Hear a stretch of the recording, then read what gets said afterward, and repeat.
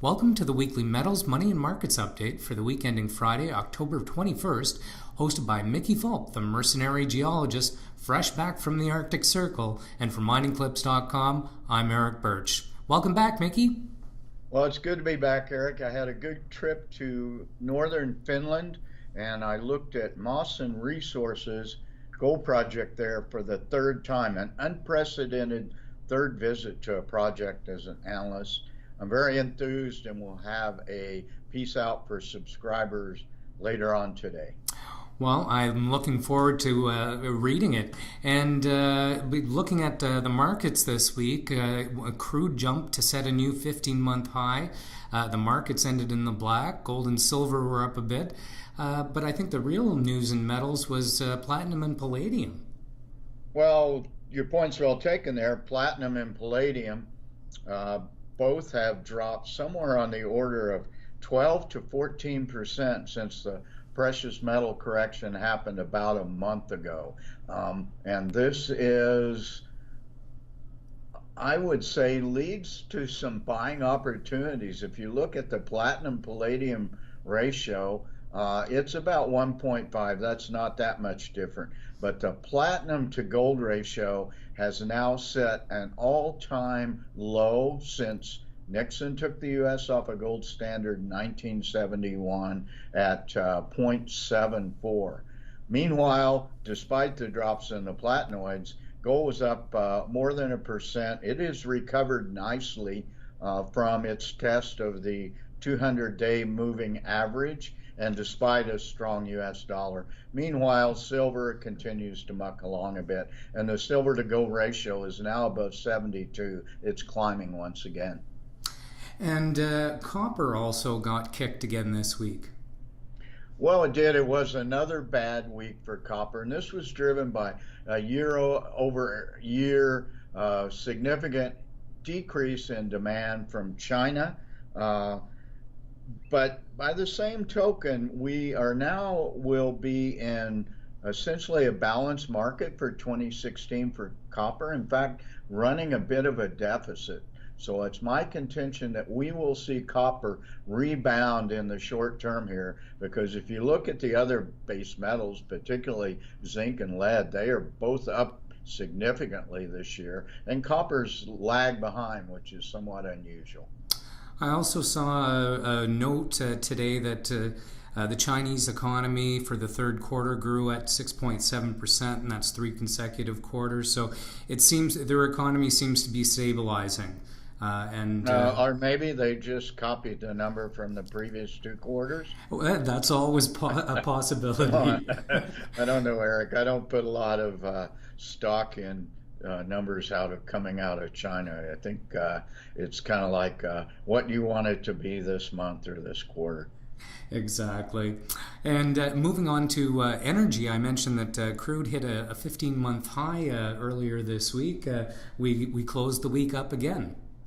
Well, it did. It's closed just under $51 at $50.89, up almost 1% again. So once it hit this $50 range, it's had almost 2 weeks of staying, or 10 trading days of staying power here, which is encouraging. There's lots of stuff going on in the oil market. U.S. inventories, once again, are way down. Imports are down. We've got the Permian Basin frenzy going on right now as shale producers move out of the Dakotas and other venues into what's now viewed as the sweet spot in the Permian Basin. Rig counts continue to rebound up for about we're well above 500 rigs now, still below last year. But the oil market looks better. It looks stabilized. We'll see what happens. There's an OPEC meeting coming up in Vienna in December. I expect this whole OPEC production cutback to melt away if it ever really existed. But that suffice it to say, oil markets are looking stronger. Meanwhile, uranium is just in the toilet. It's like, how low can it go? We've talked about this, it seems like, for 2 months now. It is pushing $20. There certainly should be strong resistance. Closed the yesterday, that is, at $20.50, down another 4% for the week. Yeah, over the last 4 weeks here, we've been down 4 or 5% almost every week, except for one, I guess. So yeah, the slide continues. And moving on to money, in currencies, the U.S. dollar continues to show strength, and I think it almost hit 99, the index this week. Well, it closed at 98.6, so geez, that's a high for quite some time now since it last pushed above 100. And my memory is not serving right now. I think it's been about a year or so since it has been at 100, but continues to rise at the expense, of course, of the euro and the loonie. Euro down below, well, actually below a bit, below a buck 9 for the week, down almost 1%. The loonie is really taking it as shorts, despite the strong rise in oil prices. You're pushing the bottom end of 75 cents right now. That makes me happy for the next time I go shopping on Robson. If you'd only get rid of that GST, you get a lot more American buying up there. But that said, despite the increase in the dollar, both gold and oil held in very strongly.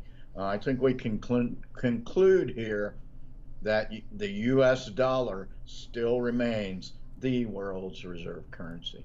It certainly does.